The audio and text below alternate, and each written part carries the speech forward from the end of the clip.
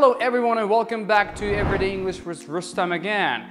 Today what we'll be talking about is the weather forecast, because we have different questions to talk about weather and we have different answers by using noun, verbs and idiomatic phrases today. And today I'll be sharing with you how to ask questions to talk about weather and how you will be answering, approaching and using different questions and answers and idioms by using nouns, verbs and adjectives. Assalomu alaykum qadrli til ixlosmandlari. Bugun sizlar bilan so'zlashargan va bo'lishargan mavzularimizning biri bu ob-havo mavzusi. Bilganingizdek, bizda 4 fasl bor. Bu ingliz tilida 4 fasl, ya'ni seasonslar deb ataladi. Ular, there are 4 seasons in English. For example, winter, qish fasli, spring, bahor fasli, sunny, ya'ni summer, yoz fasli, autumn. Britaniya inglizlarning orasida autumn kuz deb atalsa, amerikaliklarning orasida bu fall deb ataladi. Now, let's talk about how to ask and answer to talk about weather. First of all, let me tell you how to ask about weather. Endi navbat ob-havo haqida so'rash usullariga. Siz agarda biror bir insondan ob-havo qanday yoki ob-havo qanday bo'ldi savollarini bermoqchi bo'lsangiz, buni yo'li juda ham oddiy. Ya'ni, what's the weather like? What's the weather like? Bu qisqartirmalari. Agarda sekinlashtirib aytadigan bo'lsak, what is the weather like? What is the weather like? Buning javobi ham oddiy.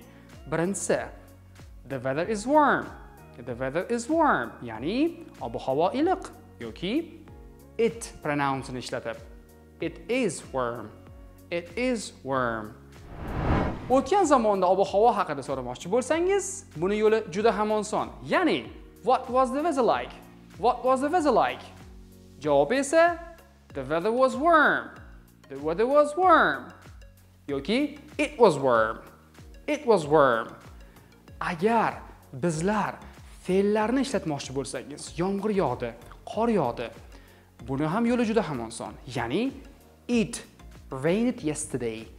It rained, ed, yesterday. Kecha yomg'ir yog'di. Kecha yomg'ir yog'di. Hozir yomg'ir yog'ayotgan bo'lsa, it is raining. It is raining. Qaytaramiz. It is raining. Kelajakda, misol uchun ertaga, it will rain tomorrow. It will rain tomorrow. It will fe'l, ya'ni verb yoki ot sifatida ishlatadigan bo'lsak, buni ham yo'li juda ham oson. There will be rain tomorrow. There will be rain tomorrow. Hozir, there is rain now. There is rain now. O'tgan zamonda esa, there was rain yesterday. There was rain yesterday.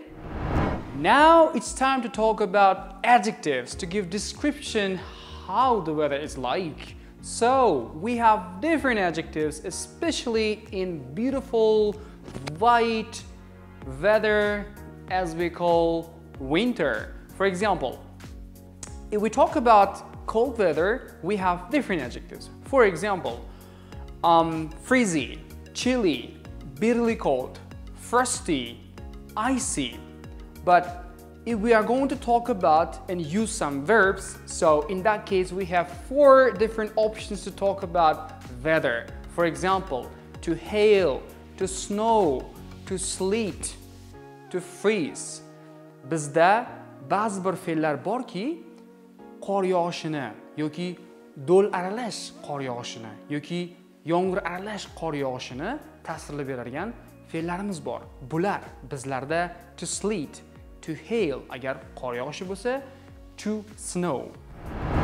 Endi navbat ajoyib bo'lgan, hammaga manzur bo'lgan bahor havosi haqida. Now it's time for us to talk about spring, and we have some adjectives to describe this greeny beautiful weather. For example, if there is rain and if it's cool, you like it, you kind of like it. So how can you describe this? Easy. You may talk about like it's cool, mild, breezy. But if there is heavy rain, agar yomg'ir sharros quysa, bu bizda ba'zi chiroyli iboralar bilan qo'llanadi. Ya'ni it rain cats and dogs. It rain cats and dogs. Chiroyli, shunday emasmi? Yoki it backed down. It backed down. Yomg'ir sharros chelaklab quydi. It backed down. Bahorda bilganingizdek ob-havo har doim ochiq bo'lavermaydi. Ya'ni ba'zi bir paytlarda bulutli havo ham bo'lishi mumkin. It's cloudy. What's the weather like? It's cloudy weather. It's cloudy weather. Nam havo bo'largan bo'lsa, it's a wet day. It's a wet day. Yoki overcast. Overcast. Endi navbat yoz haqida. Bularning sifatlari va fe'llari va ba'zi iboralari bor. Misol uchun, if you're going to talk about adjective like hot day, it's very hot, or it's even boiling hot, scorching hot, scorching, juda ham issiq, qaynatadigan darajada issiq, yoki quyoshli kun, it's a sunny day, it's a sunny day, yoki shunchaki ob-havo ochiq bo'lsa, it's clear ham deb atash mumkin. Issiqni o'zi bizda ingliz tilida heat deb nomlanadi. Ba'zi fe'llarimiz esa agar quyosh charaqlab turgan bo'lsa, the sun is shining. To shine, the sun is shining. Agar quyosh charaqlab turgan bo'lsa, shunchaki the sun shines yoki the sun is shining. To shine fe'li bilan yoki kuydiradigan darajada, agar quyosh yoki ob-havo kuydirsa, to burn. To burn. Endi navbat bizning ba'zi bir fe'llarimizga. Ya'ni, agar ob-havo issiq bo'largan bo'lsa, sizning teringiz kuyadigan darajada bo'lishi mumkin. Ya'ni ular ba'zi fe'llar bilan tasvirlanadi. Ya'ni to burn, to scorch. Agar charaqlab turgan bo'lsa quyosh. Shine, to shine. The sun is shining. Agar tanangiz quyoshda tovlansa va ular jigarrang tusga kirgisa, bizlarda ba'zi iboralar bilan bular tasvirlanadi. Ya'ni to go brown, to go brown, yoki to soak up the sun, to soak up the sun, yoki to cut some rains, to cut some rains. Ba'zi bir insonlar yozda quyoshda tovlanishni yaxshi ko'radilar.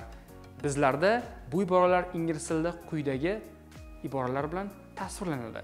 Ya'ni to soak up the sun, to soak up the sun, yoki to go brown, yoki to tan, yoki to cut some rays, to cut some rays. Endi navbat oltin fasl bo'lgan kuz fasliga. Kuz fasli o'zining sovuqligi bilan, yomg'ir yog'ishlari bilan juda ham mashhur va bizlarda uni tasvirlash uchun sifatlar bor. Bular misty, foggy, blustery.